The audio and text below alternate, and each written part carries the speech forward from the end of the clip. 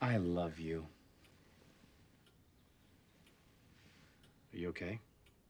Is this really what you want? Of course. I mean, I'd be fine with a dog too, but whatever you want. Do you have any idea what I want? Yes?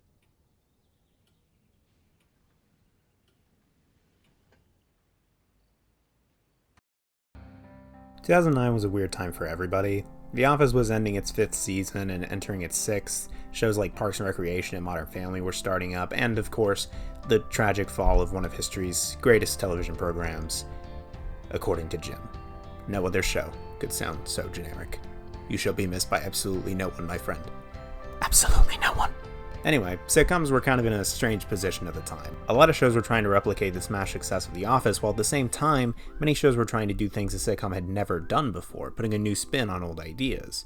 Recent startups at the time like How I Met Your Mother and It's Always Sunny in Philadelphia come to mind. But even in that, many shows were finding safe nooks to rest in during their airtime. Those that came out or were picking up steam during this period were finding themselves caught in the routine, and that doesn't necessarily mean they were bad, just that they were predictable.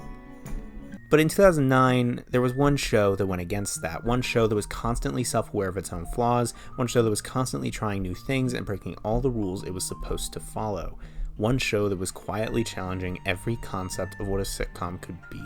I am, of course, referring to the classic show, The Big Bang Theory. It's actually Community. Of course I'm talking about Community. You read the title. You know how you got here. Why the hell would I talk about The Big Bang Theory? What's wrong with you?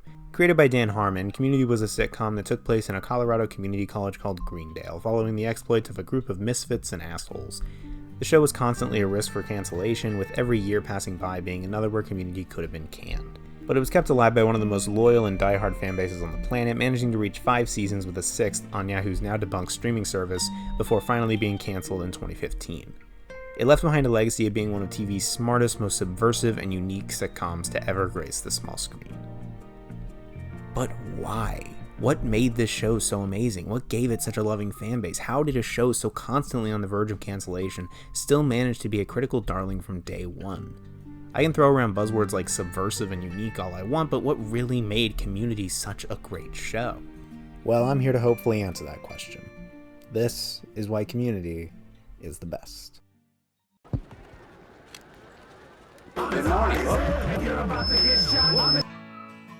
Right off the bat, Community is already different from other sitcoms in its very premise. Think about it, most of your typical sitcoms deal with the most ideally average settings and ideas. The Office takes place in a regular old office workspace, How I Met Your Mother is about a group of friends in New York, Friends is about a group of friends in New York, And according to Jim is the most generic-ass thing ever. I will never get over that, seriously. But Community takes place in a community college, the greatest emblem of underachieving and just getting by. Rather than taking place in the most average and relatable places that everyone ends up, or hopes to end up, Community setting is a place that very few would take seriously based on principle. And in that, Community is immediately allowed to be self-aware and unserious. From the very beginning moments of the first episode, the show isn't taking itself seriously. It already knows what it's dealing with. I see your value now. That's the nicest thing anyone's ever said to me. It opens up the show to any and all kinds of plots, ideas, and concepts. By setting the show in a place no one takes seriously, it can do pretty much anything that it wants to do without anybody questioning it or caring. Something like The Office is only able to do as much as its setting allows it to do, which is surprisingly a lot when it comes down to it, but that's for another day. However, Community has a setting malleable enough to where it can do everything from a zombie survival film to a parody of Law & Order to a simple search for a purple pen to something completely different and unique and weird. But I can't start talking about that without first talking about what is perhaps the show's greatest strength, its cast of characters. I hereby pronounce you a community. The main cast is made up of 7 different and unique misfits and assholes in a study group born from a desire of one of those assholes trying to get into one of the misfits' pants. I'm not kidding, that's exactly how the show starts. And by God, this is one of the greatest ensemble casts of all time. Don't at me. Actually, do at me. That's true stories. Like I said before, each character is different and unique from each other in so many important ways. Jeff is an ex-lawyer who's too cool for school, Annie is a driven academic, Britta is a social justice warrior, etc., and etc. This kind of diversity in a sitcom cast is already spectacular, allowing for fun interactions between the feminist Britta and the womanizing Jeff, or the creative Abed and the two-sided Shirley, or whatever other pairing you can think up. But what makes it even better is the very obvious chemistry the entire cast has with each other. They bounce off each other in ways other ensembles can only dream of, making every interaction and every joke feel completely natural no matter how ridiculous or crazy the lines and context might seem. There's a scene in season 2 where Jeff is trying to get Annie to blow things off, and Annie argues against it by just blowing off standing and speaking, and is just writhing around on the ground making stupid noises, and I completely believe it because not only are the performances pitch perfect, but these two characters bounce off each other so well that the interaction itself feels completely natural. It should be stupid, but it isn't, because there's no part of it that feels faked or forced. The chemistry between every actor or actress on screen is incredibly palpable, probably owing to the fact that most of these people were great friends on the set. I mean, you try and find an interview with any Community alumni where they don't mention how active their group chat still is to this day. These guys loved each other, and you can feel it in every last conversation and interaction that they have with each other. But one of my favorite aspects of the characters, besides their obvious chemistry and diversity, is a simple thing that some sitcoms really seem to miss: flaws. Every character in the group, honestly every character in the show, is fundamentally flawed in their personalities. Jeff's too cool for school attitude leads him to hurt people and occasionally manipulate them for his own ends. Annie's driven nature can force her to push others to the side in pursuit of her own goals and makes it very difficult for her to take rejection or failure. Pierce is Pierce. Every character in this show has flaws and problems, usually those that put them in community college in the first place. For example, Annie's unwillingness to fail drove her to a high school pill addiction that was supposed to make her better at academics, but instead just put her in rehab, and now she's desperately trying to catch up on the time that she's lost. Everyone ended up in Greendale because they were flawed, because they had issues they didn't take care of well, and so we get a cast of characters whose flaws are front and center. And the show's commitment to not hiding the cast's faults is present in the lack of one of sitcom's most guarded character archetypes: the straight man. For those unacquainted, the straight man is a comedy role where you have to keep your composure in the face of crazy antics and shenanigans, being one who more sets up and reacts to the funny stuff than someone who actually does the funny stuff. While it's mostly used in comedy double acts like Abbott and Costello, the straight man has been a facet of the sitcom since its inception, usually being the main character of the show or at least one of the central characters. They are the normal, everyday Joes who have gotten caught up in the shenanigans of much more eccentric characters. Take Jim Halpert from The Office. He has his moments in the comedic spotlight, but he's mostly someone who sets up the joke for others to pay off. As a character, he's one of the most normal, easygoing, and least distinct in the entire series, whose primary duty is to set up the jokes and react to the insanity brought on by other characters, hence the infamous Jim look. This is a straight man, and Community has no such thing. The closest it has to a straight man is Jeff, but he's not a straight man. While he's arguably the most normal of the group, Jeff is just as often taking part in the shenanigans and telling the jokes as he is reacting to them, and by the end of the first season, the series has abandoned all pretense of him being any sort of straight man for the cast. A straight man is a character whose flaws and inabilities are usually brushed to the side because it's the flaws of the other characters that pays off the straight man setup. But with the main cast of Community, every character's flaws are evident and visible and are constantly interacting to make the show move. And with all of this, the show goes from a sitcom that's reacting to the insanity of life around it to a sitcom that accepts and embodies that insanity without a second thought. With no anchor point for any sense of normalcy, the show's comedy comes not from the reaction to the insane, but the recognition of it. What's funny is not how the show plays up the conflict between the normal and the crazy, but how willing the show is to abandon the normal entirely, making for a show that very often comes off as something completely unlike what anyone has ever seen before, retaining a wonderfully unique and effective sense of humor. So how do the characters work within this insanity? Well, the show's characters have very strong personalities defined mostly by one or two character traits each, and from a distance it seems like that's all the characters really have to them. But the show doesn't use those simple, strong personalities as an excuse to not develop its characters. Every character has a reason for being the way that they are, and the best way to look at that, I think, is to look at my personal favorite character in the show, Abed Nadir. On the surface, Abed is a very simple character. He looks at the world as though it's a TV show or a movie, and he's always the one to strike with an observation about a cliche or an idea that the situation at the time embodies. And it would have been so easy, so easy for the show to leave him that way. It would have been easy to just have him be a vehicle for the show's constant criticism and recognition of television and movie tropes, and a simple means by which to understand what the show is parodying at any given moment. But they didn't. Abed is a character who obviously has some sort of mental disability similar to something that would appear on the autism scale, showcasing various symptoms throughout the series. He has trouble identifying with others' emotions and problems because of how ever-changing, complex, and chaotic those emotions and problems can be, So Abed has a hard time understanding others, and more than that, has an even harder time expressing his own feelings and anxieties. But what is easy for him to understand is the much more ordered and rule-driven nature of television and movies. It's through these mediums that Abed is able to understand the world around him while also being able to communicate his own emotions in a way that makes sense to both him and others.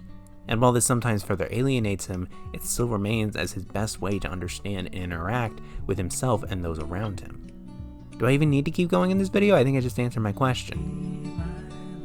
They took a character whose purpose in the series was entirely mechanical and managed to craft a compelling, interesting, and relatable person out of it.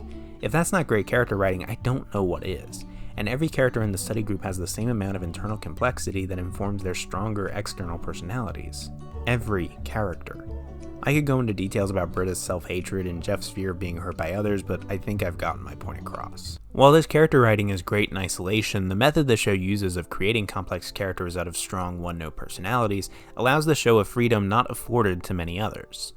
Community has the ability to do two different types of episodes, simple, chaotic, and ridiculous episodes like Epidemiology, as well as more introspective and subtle episodes like Mixology Certification. Both episodes are great, but for completely different reasons, utilizing the characters in completely different but equally understandable ways. Epidemiology uses the stronger personalities to get the most humor out of a frankly ridiculous situation, creating more character-driven comedy out of a crazy context that manages to make fun of the genre it stands in with the outspoken personalities of its cast. Alternatively, an episode like Mixology Certification is far more grounded, trading a zombie outbreak for Troy's 21st birthday. And while it's far less crazy and chaotic, the episode showcases Troy's anxieties about becoming an adult alongside Annie's insecurities about her own identity, making for an understated but no less hilarious examination of the characters' more complex personalities. Both episodes work just as well as each other because the nature of the characters allows for the audience to latch on to both concepts of what they can be, just silly, strong personalities, or more complex and layered ones.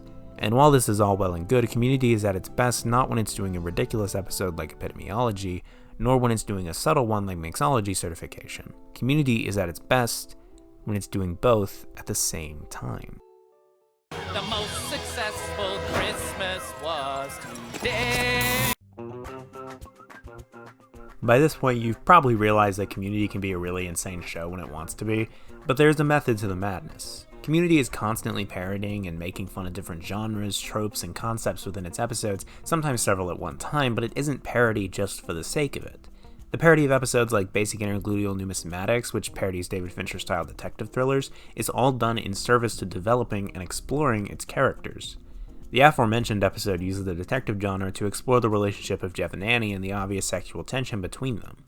The parody usually uses the strong personalities of the characters to create extreme circumstances that simultaneously delve into the core of who these characters are and the relationships they've established.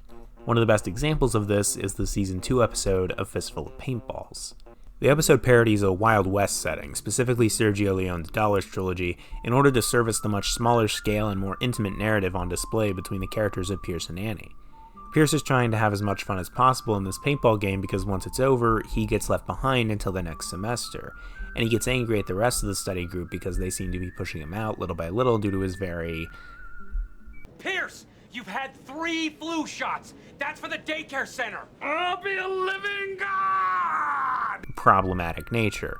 But Annie, the most genuinely kind-hearted and trusting person of the group, please when pens aren't involved, stands up for him only to slowly realize that Pierce is just as problematic as everyone says he is, leading to a good old-fashioned duel between the two that's honestly one of the most legitimately dramatic moments of the entire series. The episode makes fun of Wild West trips, certainly, take this wonderful shot right here for example, but it also utilizes the ideas of its source material to service the story being told, such as the previously mentioned duel, the idea of Fort Hawthorne, or the obvious nod to For a Few Dollars More in the flashback scenes.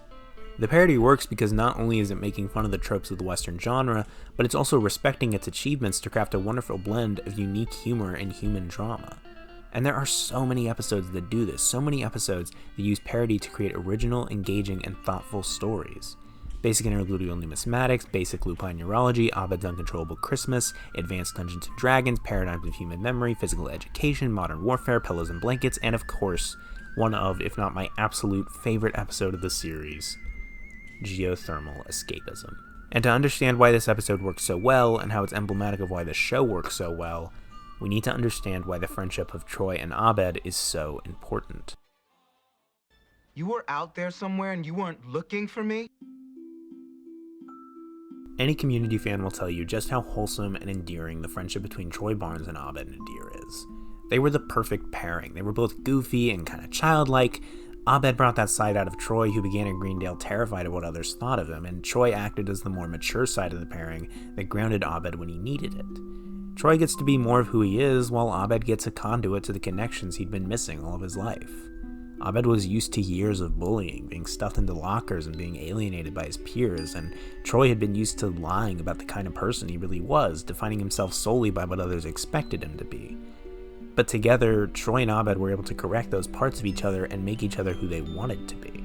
While all the other members of the group were certainly friends with one another and cared about each other, Troy and Abed shared a special bond that permeated itself throughout Community. It was a constant, always welcome presence in almost every episode.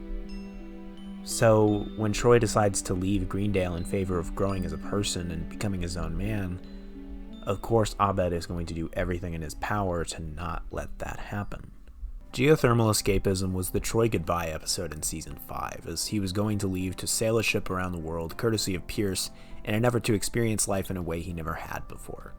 It was the ultimate conclusion to Troy's character, a former football player and jock going to sea to try and truly come into his own as a person, separated from the expectations of other people. But Abed wasn't willing to let go, and why would he be? From what we can gather in the show, this is the first best friend Abed has ever really had outside of his TVs and movies. And even disregarding that, Abed has always been resistant to change, and if we're going to assume that Abed has some form of autism, then such a big change as his best friend moving away is going to be devastating all on its own. So naturally, Abed creates a school-wide game of hot lava in order to stop Troy from leaving. This episode does everything right. It's a perfect parody of movies like Mad Max and other post-apocalyptic stories, with Greendale transforming into its own little world where there are new terms, new settings, even new religions start to take shape. By the vapors of Magmarath, we will restore it. You have gods? It's all new, and it's all about surviving, all orchestrated by Abed, who is trying to survive his best friend leaving him, possibly forever. The lava is real to him, because that's what this whole situation feels like. It feels like lava is all around him, like he has no place to go and no other goal other than to survive Troy's leaving, or maybe even prevent it. And as crazy as the episode can get, it never loses sight of the emotional core of its characters and its narrative. It's not just a post-apocalypse parody for the sake of it, it's a perfect metaphor for Abed's wildly flailing emotions. Just watch this moment and tell me you don't feel something. It's down to us. You or Britta will be the winner. I'm not leaving, okay? I promise. The floor's not lava now. Just give me your hand. I don't think the lava's here because you're leaving. I think it's here because I won't let go. Sorry. Bye. Abed! Abed! Abed! Abed! Abed! Abed!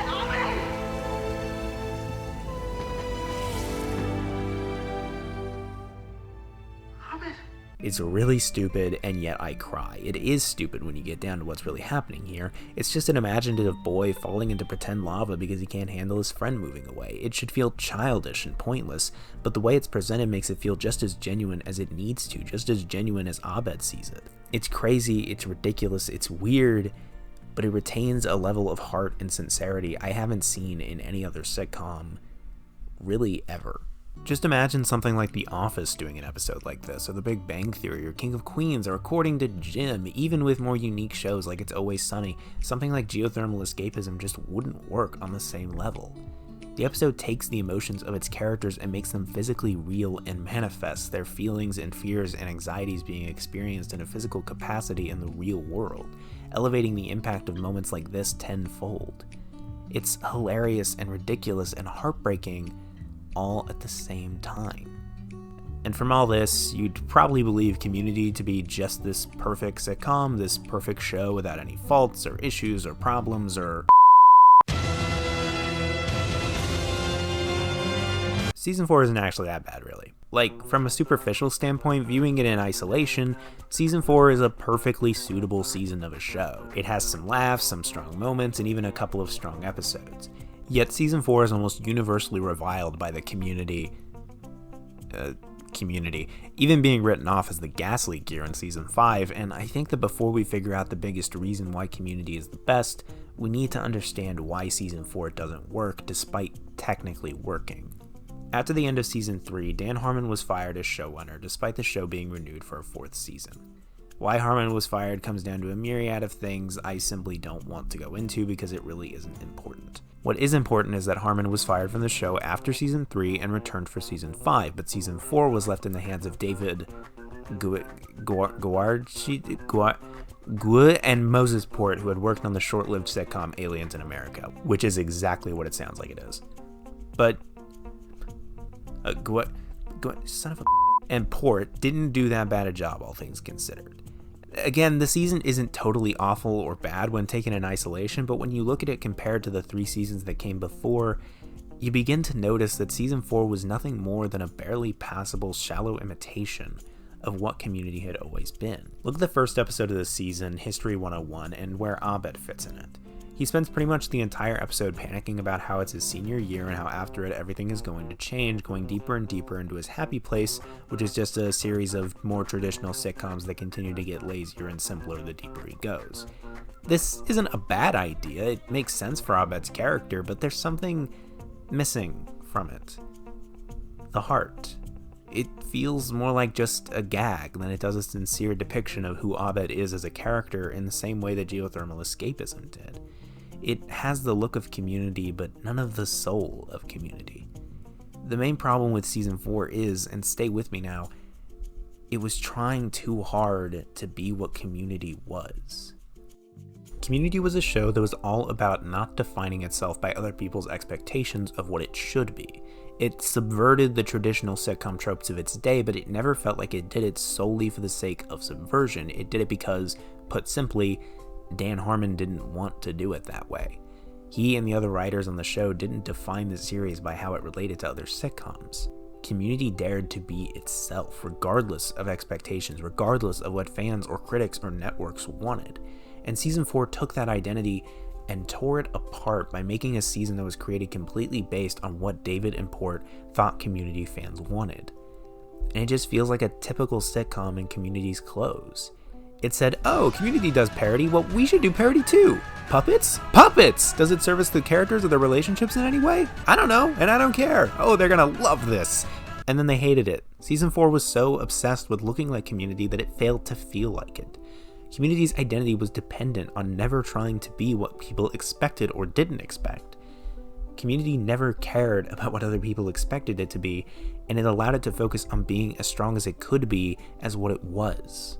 Okay, I know this video has gone on for much longer than usual, and I know that this has mostly just been me rambling about how much I love this show, but there's still a little bit more to go. I want to look at one last episode in depth, because I think it manages to give the best display of what made Community so great and why the fans love it so much. Season 6, Episode 13, The Emotional Consequences of Broadcast Television, otherwise known as Community's series finale.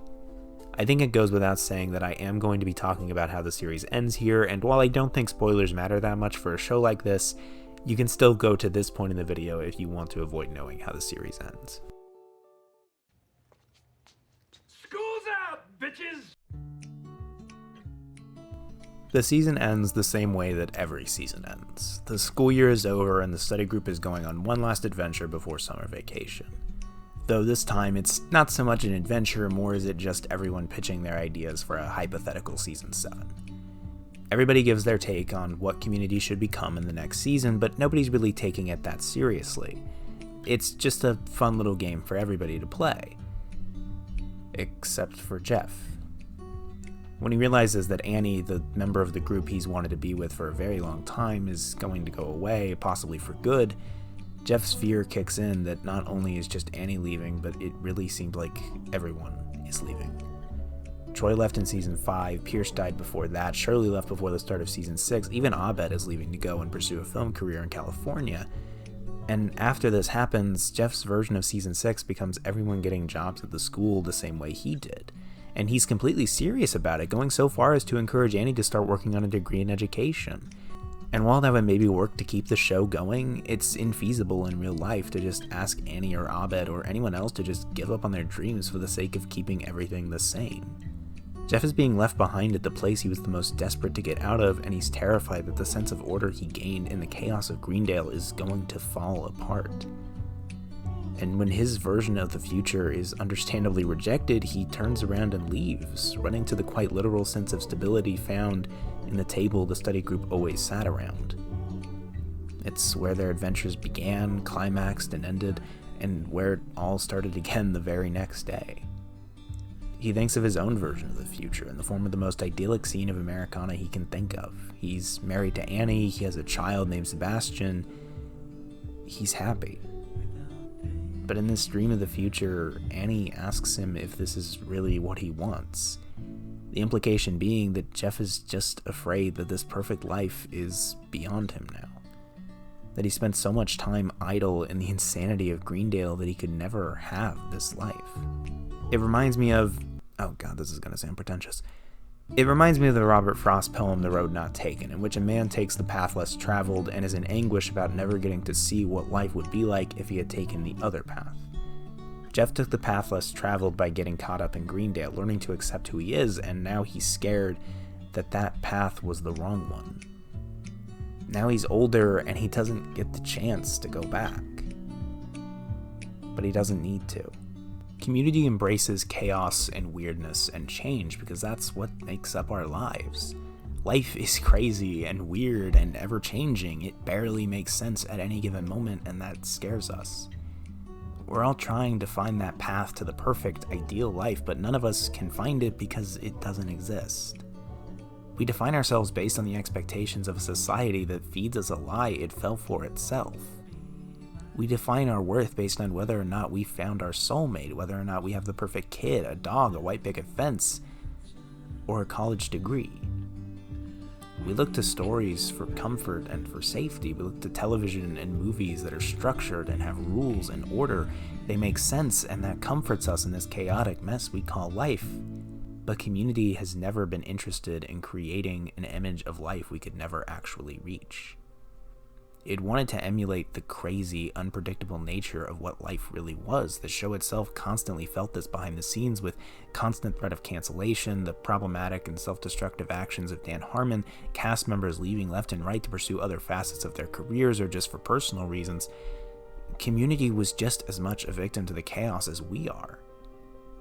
And yet, Community still kept going just the same as it always had, because life is too short and crazy to spend it worrying about what other people think. Community was always about not changing yourself to belong, but belonging to those who take you as you are. All your flaws, all your fears, all your mistakes. And that's exactly what Community did. It found people who took it as it was rather than changing for mass appeal. It found one of the most dedicated, loving, and loyal fan bases on the planet. And while that fan base is still small, it took Community as it was. Community was always about being yourself. Because at Greendale, you're already accepted. Greendale is the place for the crazy, the weird, the chaotic, the flawed, and the broken. It's a place for all of us. And that, above all else, is why Community is the best.